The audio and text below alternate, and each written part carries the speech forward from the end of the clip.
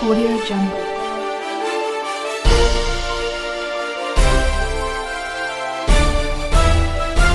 Audio Jungle. जो लोग मुझसे कह रहे हैं कुरान में और कुरान में क्या फर्क है, लेकिन ये अजीब बात है कि हमारा डाकू भी जो है रामायण लिख देता है और जो कुरान पढ़ लेता है वो आतंकवादी हो जाता है। इतना ही फर्क है हमारे आपके बीच में। इसलिए ये मत कहिए, मदरसों को मत बचाइए। जिस मुल्क को आपने बनाया था रात रात चिल्ला चिल्ला करके आजादी के वक्त, उसमें 400 मदरसे थे, अब 4.5 लाख मदरसे हैं। और कोई रामलाल श्यामलाल, कोई आरएसएस की ब्रांच उनको पढ़ाने नहीं जाती कुरान, आप ही पढ़ाते हैं। और हमारी बात छोड़ दीजिए, हम तो बहुत पीछे हैं, हम तो मुशरिक लोग हैं, हम तो मूर्ति की पूजा करने वाले लोग हैं। लेकिन आप मुझे बताएं भाई, आप तो एक अल्लाह के हैं, एक किताब के लोग हैं। कौन सी ऐसी किताब है आपकी और क्या उसमें लिखा हुआ है कि आप अपने मुल्क में, जिसे इस्लामिक रिपब्लिक ऑफ पाकिस्तान कहते हैं, उस मुल्क के अंदर आप शियाओं के कत्ल को जस्टिफाई करते हैं। आप कहते हैं उनका कत्ल वाजिब है,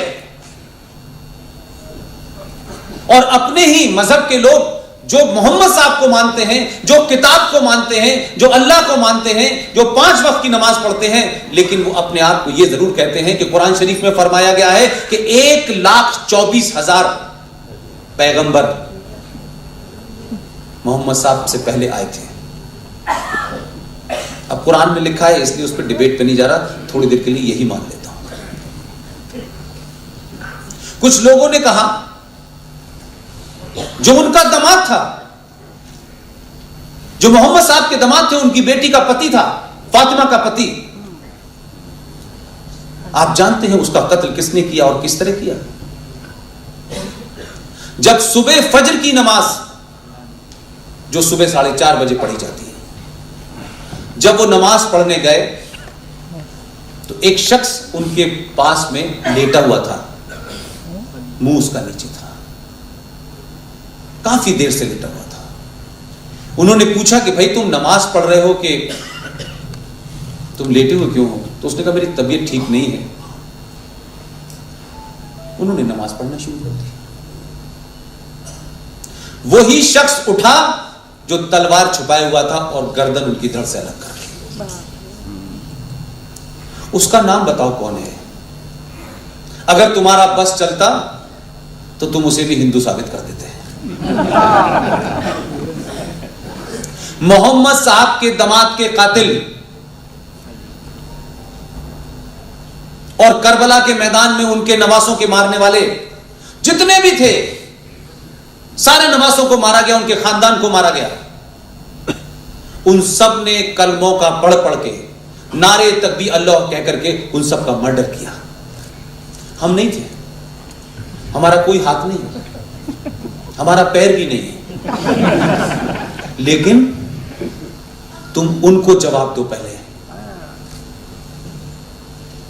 कि जो शिया हो गए, जो इमाम हुसैन के मानने वाले थे, जो अली के मानने वाले थे, आपने कैसा इस्लाम बनाया है? कौन सा कुरान आपने लाए हैं? क्या आप कहते हैं कि उनका कत्ल वाजिब है?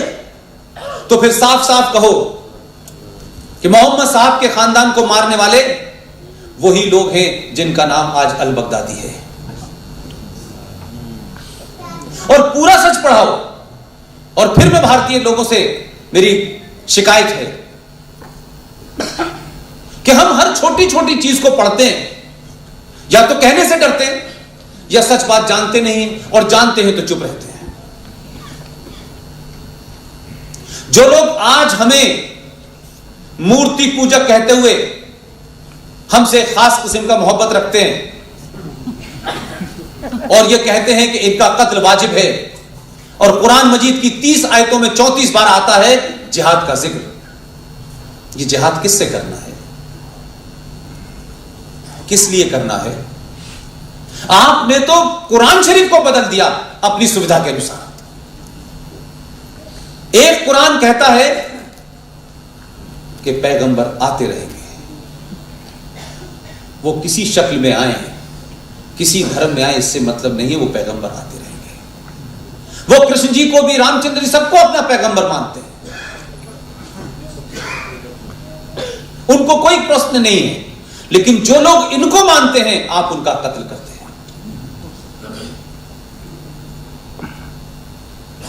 तो मैं तो थोड़ा सा, आप जानते हैं कि पॉलिटिकल जर्नलिज्म मैंने किया है, तो थोड़ा सा हल्का छेड़ देना चाहिए बीच बीच में। तो पैगंबरों का ना तो रंग बताया गया था,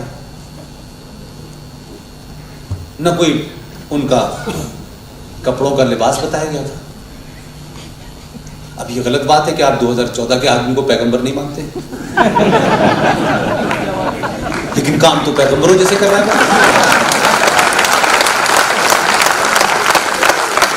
मैं ये बात इसलिए कह रहा हूं कि आप उसे कुछ भी माने, लाख हम कहें कि साहब वोट हमारे से जीता है, हम ही ने हमारा दावा उसके ऊपर पहले है, इस सब के बावजूद भी गैर इस्लामिक काम जो इस मुल्क में पिछले 70 सालों से हो रहा था और हमारा उसमें कोई रोल भी नहीं था, ना ही हम उसमें भागीदार थे, कि जो कुरान में डाइवोर्स देने का तरीका है उसको दरकिनार करके एक नए किस्म का आपने डाइवोर्स तरीका निकाला जिसको निकाह हलाला कहते हैं। अब इस आदमी ने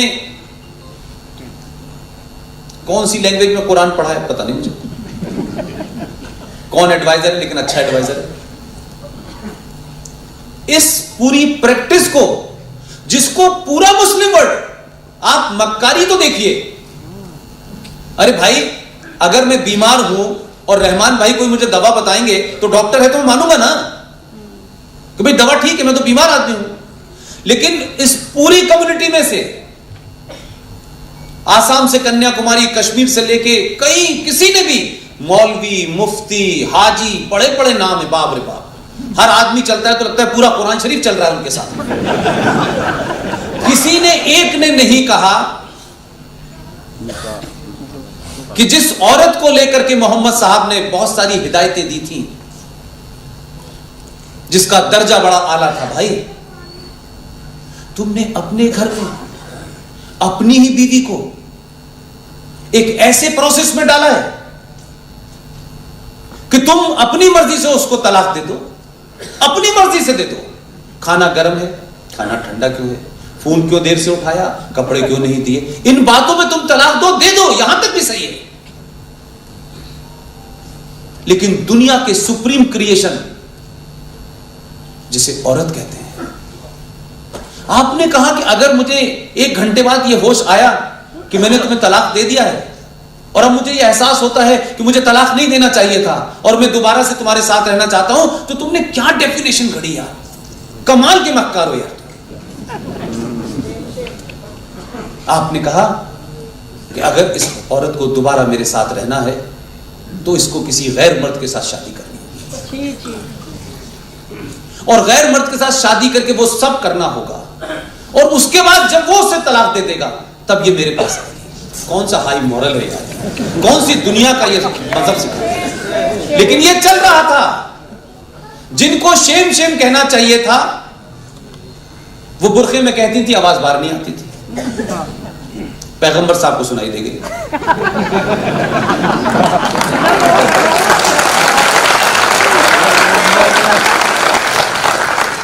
अपने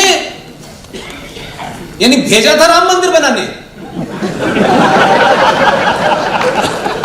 लेकिन अगला कह रहे पहले मैं जरा ये ठीक ठाक, हमने कहा चलो ये भी करो। लेकिन पूरी कम्युनिटी इस बात से नाराज है कि हमारे मजहब में ये आदमी दखल दे रहा है।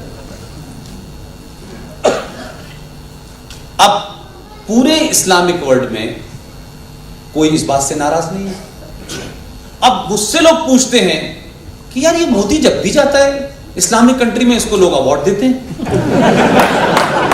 हर जगह इसको अवार्ड दे रहे हैं।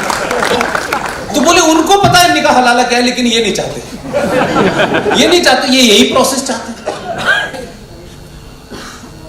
तो आप जब संविधान पे के पद पे बैठते हैं तो संविधान की रक्षा कीजिए, उसके बीच में कोई आए आप मत मानिए।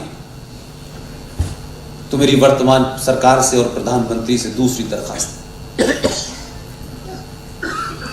कि संविधान में जो प्रावधान विजनरी लोगों ने बनाए थे और जो इस देश की बहुसंख्यक जनता मेजॉरिटी के खिलाफ हैं, उन्हें तत्काल हटाया जाए।